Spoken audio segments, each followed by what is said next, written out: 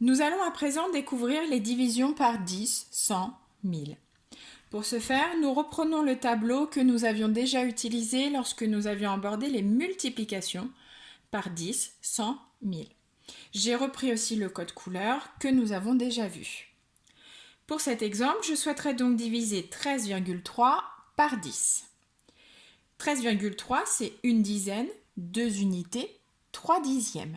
Je vais donc placer mes perles. Une dizaine, 2 unités et 3 dixièmes.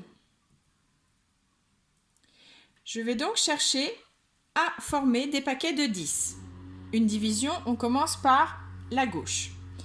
Je vais donc former des paquets de 10 avec ma dizaine. Le problème, c'est que j'en ai qu'une seule, donc ça va être impossible. Par contre, souvenez-vous, une dizaine, c'est 10 unités. Je vais donc convertir ma dizaine en 10 unités.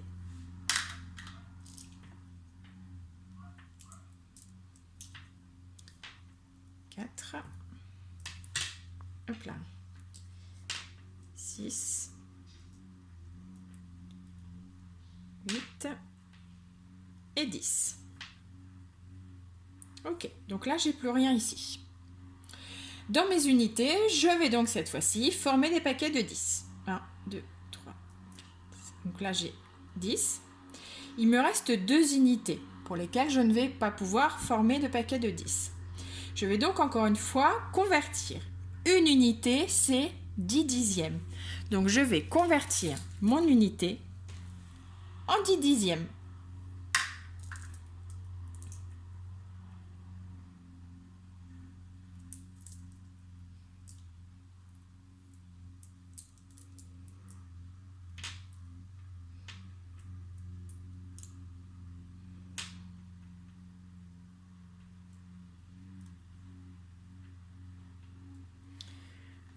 Je reprocède encore une fois avec ceci puisque j'ai encore une unité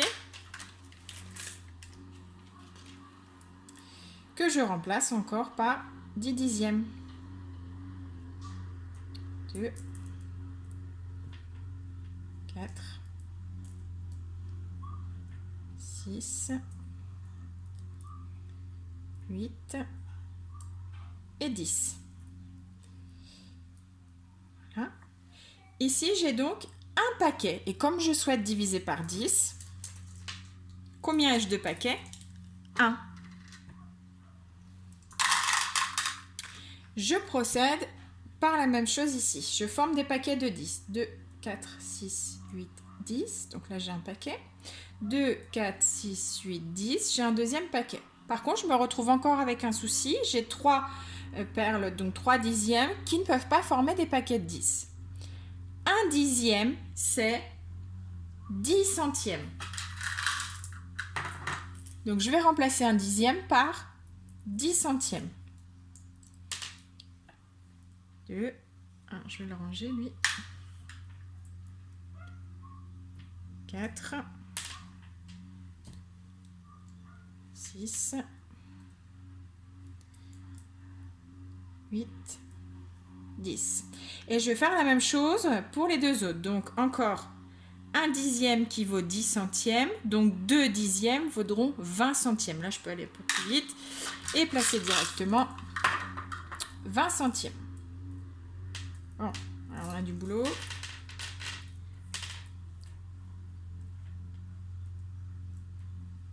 Oh, ça va, ils sont plutôt bien placés.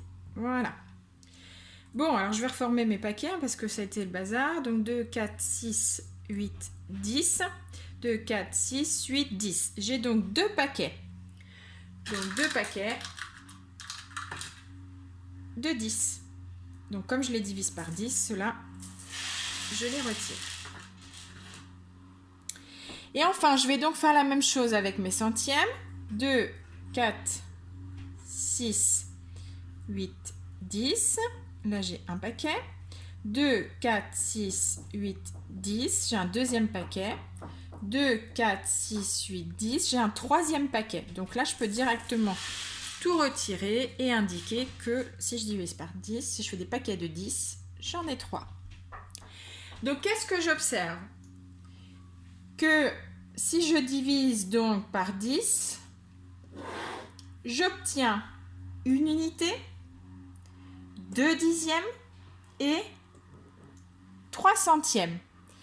Mes 2 unités sont donc arrivées au dixième. Mes dixièmes sont arrivés au centième, mes dizaines sont arrivées aux unités. Lorsque les unités arrivées au dixième, on l'a déjà vu, c'est lorsque l'on multipliait par un dixième. Donc là, je vais pouvoir mettre le résultat. Ça me donne donc une unité, 2 dixièmes et 3 centièmes. 1,23.